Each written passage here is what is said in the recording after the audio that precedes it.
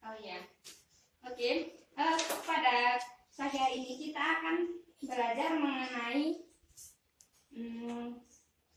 perkembangbiakan hewan dan tumbuhan. Di sini kita akan memasuki tema selamatkan makhluk hidup. Subtema 1 yaitu tentang mengamati perkembangbiakan generatif dan manfaatnya serta mengidentifikasi perkembangbiakannya pada hewan dan tumbuhan.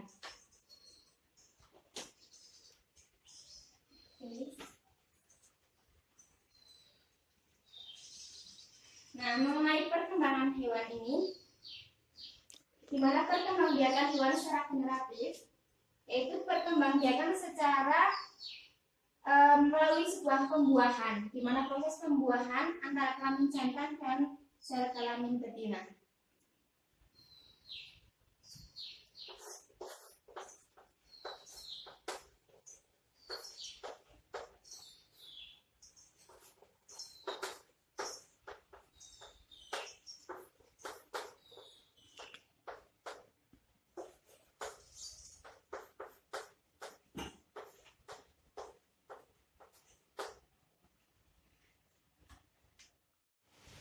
Nah, perkembangbiakan secara generatif itu kalau pada hewan itu dibagi menjadi 3. Di antaranya ovipar, vivipar, dan yang terakhir adalah ovovivipar. Ada yang tahu ovipar itu apa ya? Belum. Oke. Sebelumnya Ibu akan menjelaskan. Ovipar itu cara perkembangbiakan hewan melalui proses bertelur. Nah, kemudian vivipar itu dengan cara melahirkan.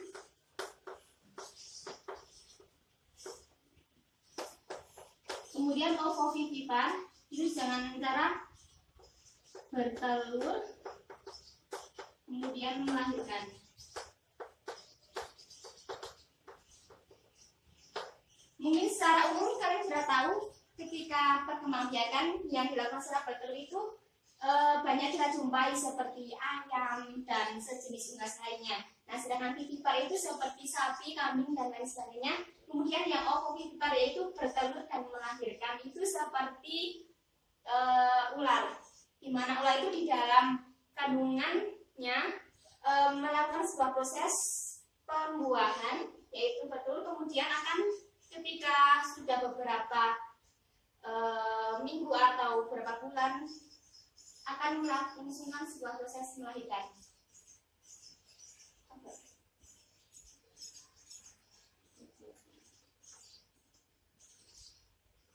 Ibu melanjutkan ke bab berikutnya atau pembahasan berikutnya dari ketiga proses perkembangbiakan ini. Ada yang mau kalian tanyakan? Silakan.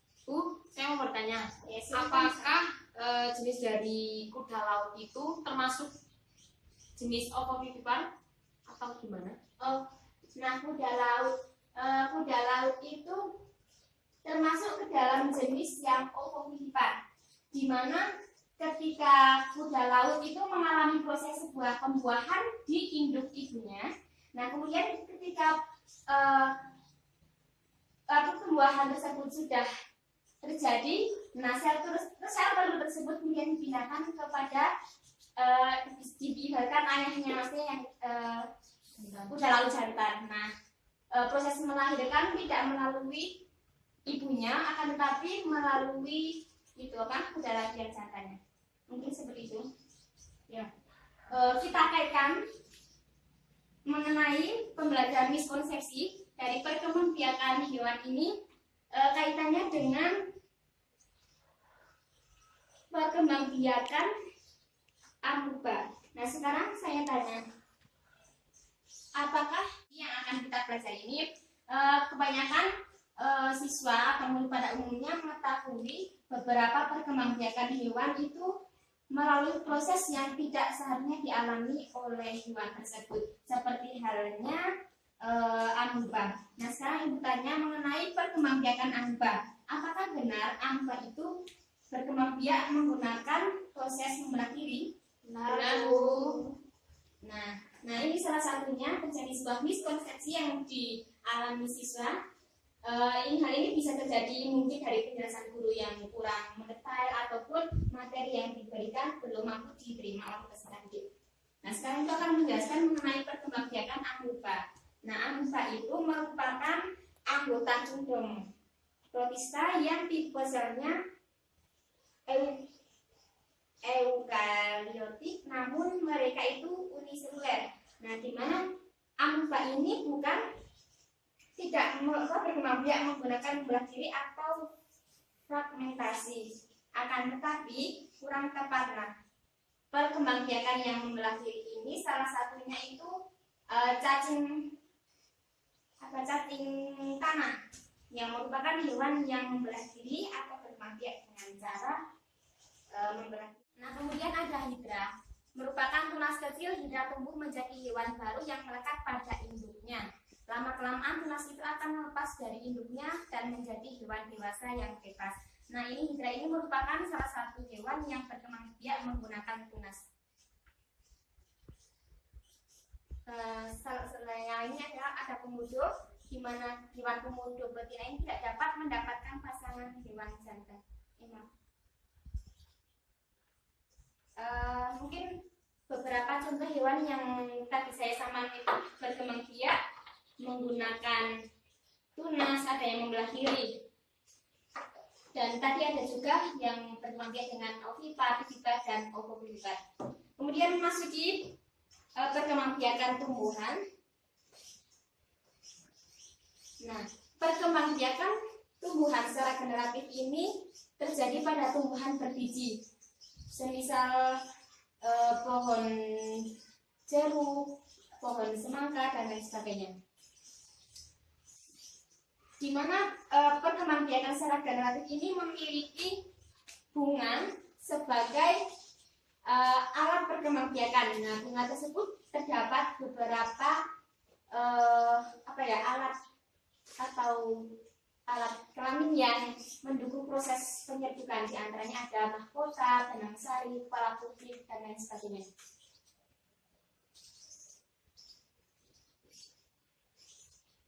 Nah, adanya perkembangbiakan tumbuhan ini bisa dibantu dengan melalui beberapa faktor pendukung. Di antaranya bisa angin, bisa manusia, dan faktor lainnya. Tumbuhan itu melalui proses generatif atau melalui sebuah proses perkawinan,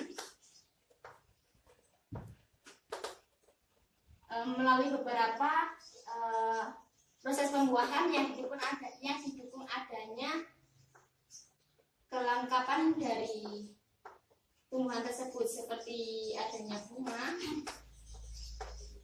yang terdiri dari ada mahkota, benang sari, kemudian kepala putih, dan alat penyerbukan pendukung lainnya.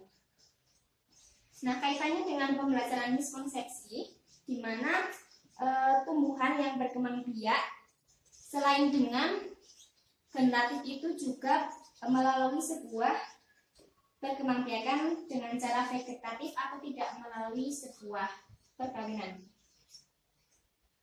Salah satunya adalah jamur. Nah, sekarang saya tanya, menurut kalian jamur itu apakah berkembang biak dengan spora? Gimana, Nina? Nah, hal ini itu terjadi sebuah miskonsepsi bahwasanya tumbuhan jamur itu tidak mempunyai klorofil atau pigmen fotosintesis atau tidak dapat mensintesis sendiri dalam proses perkembangbiakannya. Akan tetapi jamur itu dalam proses bukan perkembangbiakan, ini menjurus kepada proses dalam pendapatan makanan itu dengan mengeluarkan enzim-enzim atau organik ke lingkungan tempat hidupnya. Nah ini maka kita tidak boleh tidak boleh mempermasalahkan konsep kita bahwa jamur adalah tumbuhan yang tidak berklorofil, karena antara tumbuhan dan jamur itu jelas-jelas berbeda, di mana keduanya terpisah ke dalam dua kingdom yang berbeda. Lalu bagaimana contoh tumbuhan yang berkembang biak menggunakan spora?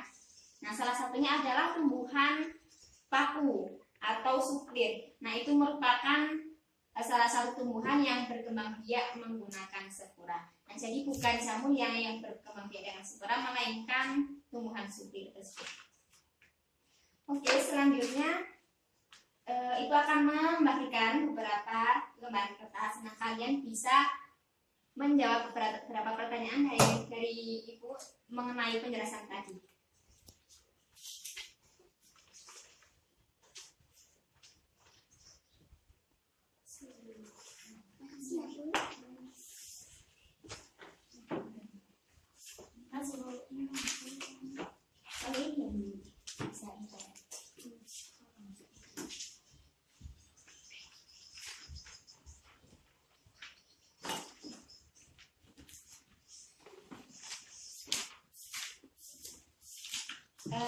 Ibu akan mendiktekan beberapa pertanyaan dari penjelasan yang tadi saya jelaskan mengenai perkembangbiakan dalam hewan dan tumbuhan.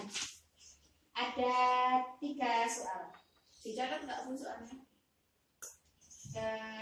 Gimana? Mau dicatat atau enggak? Iya aja. Ya, boleh dicatat. Apakah yang dimaksud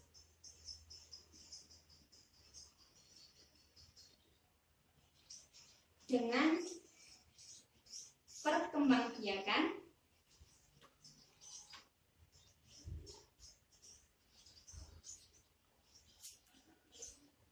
generatif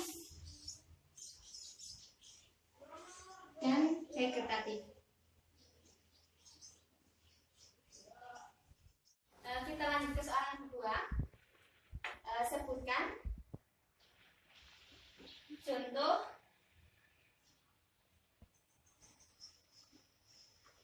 hewan yang berkembang biak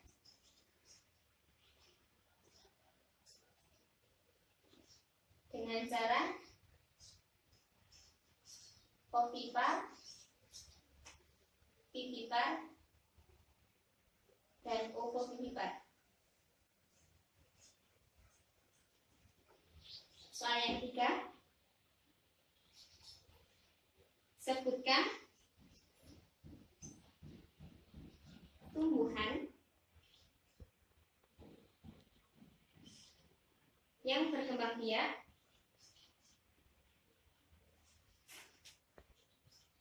dengan cara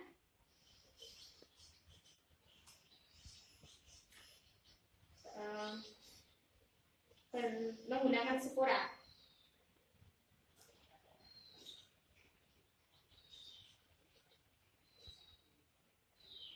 Dan mengapa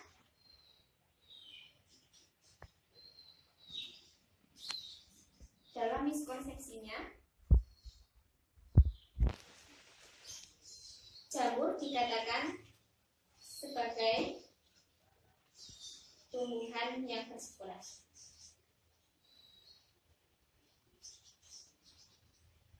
Oke, 3 saja soalnya. Ibu kasih waktu 10 menit bisa dikerjakan.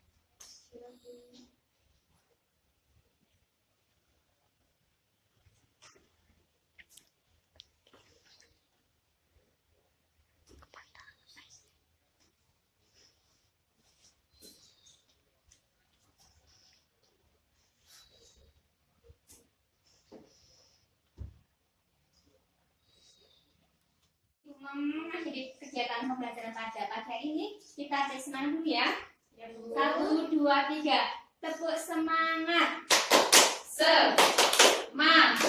Semangat. Oke, terima kasih. Cukup sekian dari Ibu. Semoga apa yang saya sampaikan pada pagi hari ini bermanfaat. Wabillahi taufiq wal hidayah. Wassalamualaikum warahmatullahi wabarakatuh. Mungkin bisa dilanjut untuk pembelajaran yang berikutnya. Terima kasih. Ya Bu.